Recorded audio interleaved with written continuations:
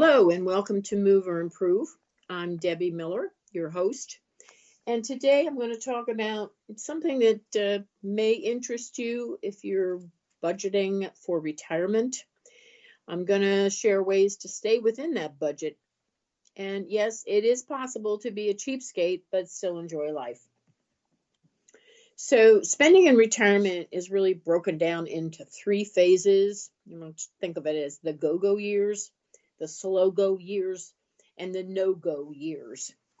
During early retirement, which is the go-go years, your spending is pretty high. You're traveling, you're having fun, you shop, you golf, you fish, you actively enjoy your free time. And depending on your health, this phase can span ages 55 to 75, really. So you have plenty of time to enjoy life. Then the next phase is the slow-go years, where due to health or age, you stay home more, you shop and travel less. Spending in inflation-adjusted terms has been shown to decrease during this phase.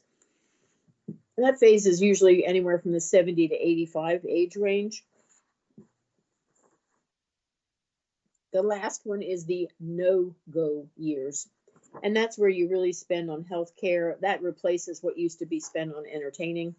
In inflation-adjusted terms, spending creeps back up during this time, usually in your 80s and beyond.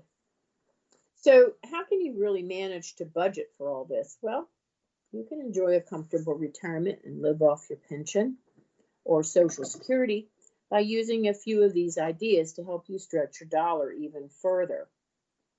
And I'm going to talk about that today. Some people enjoy finding ways to pinch pennies. And now that you have the extra time, here's some things that you can do. First of all, you may already do this, but you can shop for the best prices on gasoline. There's an app for your phone called Gas Guru, Guru. So if you're into saving money on gas, but you're not interested in doing any work, consider that app. It's called Gas Guru. This app draws its gas price information from the oil price information service, so the prices are always up to date. And you just go to your app store on your phone and press in type in Gas Guru. And it will provide directions to the cheapest gas station near you. And then you can share your savings with friends on Facebook if you're into bragging about stuff like that. There's another app that's called Gas Buddy, Buddy, and that's the best known gas price app. It's a crowdsourced app, and it asks people to enter prices that they pay at the pump in a particular location. So then Gas Buddy lists the gas station in your area and lets you find the one with the lowest price. So you could say, hey, I found gas for $1.92 today in the blah blah town. And then somebody else may pipe in, yeah, but I got it for $1.75. So then you know, oh, okay, we'll go over there. The app incentivizes people to post gas prices by offering a weekly drawing for a $100 gas card. So there's another way to save. Gas Buddy gives users points every time they post prices. And they need to report about 6 or 7 gas prices to be eligible for the drawing. So it's not something you just do one time. Oh, good, I'm going to get a drawing, blah, blah, blah. Gas Buddy does have a strong following, but its app feels a bit dated, and it's not the most intuitive interface, and some users complain that the prices could be outdated.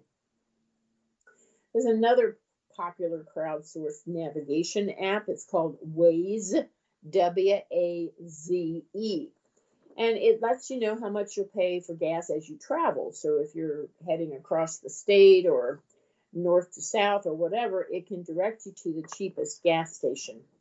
By navigating to partner gas stations, the app offers Waze-only deals. So on your app, app store on your phone, you want to hit W-A-Z-E. And like Gas Buddy, Waze gets its data from everybody else who uses it, but Waze users are really friendly, and they tip each other off to accidents, and if a cop is hiding someplace, they'll give you notice of that so you can slow down. Another way you can save money, though, is to reduce the amount of times you eat out. This can be expensive if you join others for dinner and they decide to split the bill evenly. So you would have to pay their share of drinks, dessert, appetizer, or anything else that you didn't get yourself. And that's not always advantageous. So if you want to get there a little early and tell the waiter you want a separate check, or just tell the waiter when they come to the table to take orders, just say, I want a separate check. Better yet, you can take advantage of happy hour prices on food and drinks. Many restaurants serve great appetizers during happy hour, and you can make a beer or cocktail stretch pretty far. And don't be afraid to ask for a senior citizen discount price. Cut back on the number of times you eat out, too. The Bureau of Labor Statistics states that people between the ages of 65 and 74 spend about $2,800 annually to eat out. Age 75 and up spend about $2,200 annually. Now, you really want to get in the habit, and you may already do this, but you can track your everyday expenses because that adds up fast. Did you order something on Amazon? Did you buy a bottle of wine? How do you currently track your spending? Do you know where your money goes? Now, if you want to do it manually, you can take a small diary with you and write down every day what you spent money on. It's easier to stick to a budget if you know where you're spending money on. But if you want an app, there's several out there that you should look into because you can put it on your phone and keep track of it that way. One is called Spendee, Spendee, and it's really best if you're looking for a basic do-it-all expense tracker app. It's a very popular app, minimalistic interface. It's easy to navigate. The main page gives an overview of your weekly spending, organized from the most recent expenses or savings to the least recent. There's also options to display an overview of the month, year, or a custom period of time even. So if you want to know how much did we spend when we went to Florida in January and we went here and here and here. That way you can budget for trips easier. You can easily get a visual representation of your expenses in the form of a bar graph and a pie chart. And you can back up the data into your computer if you create an account. Although you can use the app as an unregistered user, pictures of receipts can be attached to each expense so your wallet doesn't get clogged by a stack of paper receipts. And you can also add people into your account so they can see your expenses or export the data as an Excel file. Or you can add multiple bank accounts in case you have more than one for different purposes. Again, that's called Spendee, Spendee. And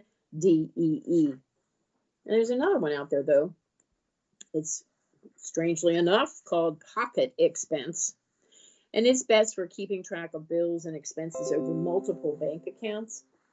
But, what's nice about it is the best feature of the app is how it integrates your expenses with the calendar.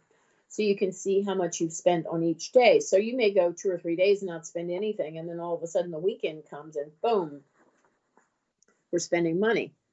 The interface for this app is not the most intuitive, but the app does have a lot of useful functions. It does have a budget tracker and a graph for charting your cash flow.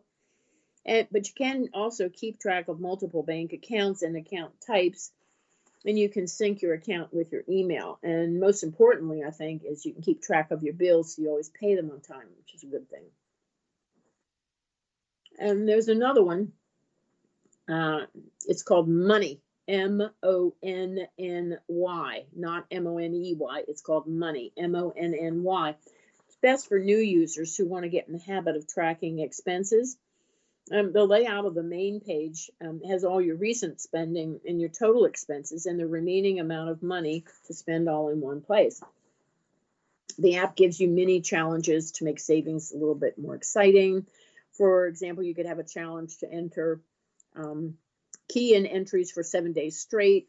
And that way you can start to see a pattern of where you spend your money on a weekly basis. And there's a report tab. You can look at your expenses and income over a period of time that you can customize. But there's enough options, and you can easily add up to 3 new categories. So another thing you can do to save money in retirement is find deals and discounts. Now, for example, if you like the great outdoors, buy a senior's National Parks Pass. I was able to buy one a while ago. It lasts my lifetime, and I only had to pay $20 for it. And I have used it frequently. Gives you entry into more than 2,000 sites and parks. So that's a good thing to think about. If you're trying to save money on cell phone service, you can join an adult child's family plan or take advantage of senior discounts from major carriers. Currently, Sprint has a good plan for seniors. Great Call is the Jitterbug phone. It's called Great Call. It offers good rates and simple phones for seniors if that's all you need. If you're a member of AARP, you can get discounts on phones and service in addition to other discounts that ARP offers. So that's a good investment of money. You pay yearly and get a lot for it. Another way to save money is to trim your financial service fees. Vanguard and Fidelity are among the competitors for your money if you go that route. Vanguard recently moved to commission-free online trades on 1,800 exchange-traded funds, and Fidelity has a fee-free index fund now. So you want to consider online banking too, or low or zero fees for typical services. Another way to save money is just to audit your spending regularly.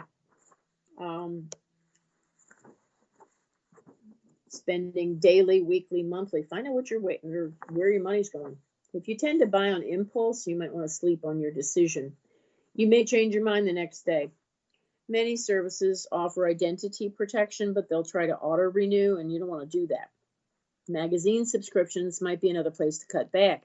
You can visit your local library once a month and read articles for free. I'm not a big fan of product warranties on items like microwaves or toasters or small appliances. Sometimes it's more expensive than to buy a new. It's cheaper to buy a new appliance than to spend the money on a warranty. It's an easy way for the retailer to make money, but you just buy a replacement when the time comes. Microwaves are not that expensive. You probably won't need a gym membership if you're moving to a community that has a fitness center, and that's included in the monthly fee. You can probably locate a community recreation center close by that lets you pay to drop in at a much lower rate than a membership. Another way to save money is to scour websites for senior discounts. You want to remember to ask for discounts at restaurants, theaters, museums. That goes for train and airline travel plans too. Some airlines, when you make your reservation online, you have a category, senior citizen, and that you put that in and you get the reduction right away. You could serve as an usher in your local theater in exchange for a reduced price ticket. Travel tips. Yeah, you want to travel. You got time now. You've saved for this. This is something you want to do. And Road Scholar provides educational trips geared towards older adults. If you're single, you can ask to be paired with another single person in a double room to save money if you don't mind sleeping with someone who may or may not snore. A group called Global Volunteers provides vacations for volunteers. So if you're going on a cruise, choose the least fancy cabin.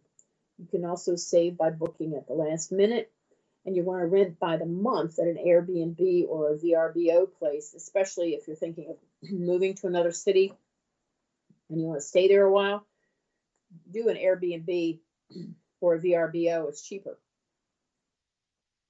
You want to use a single airline credit card with mileage benefits so you can rack up free airfare.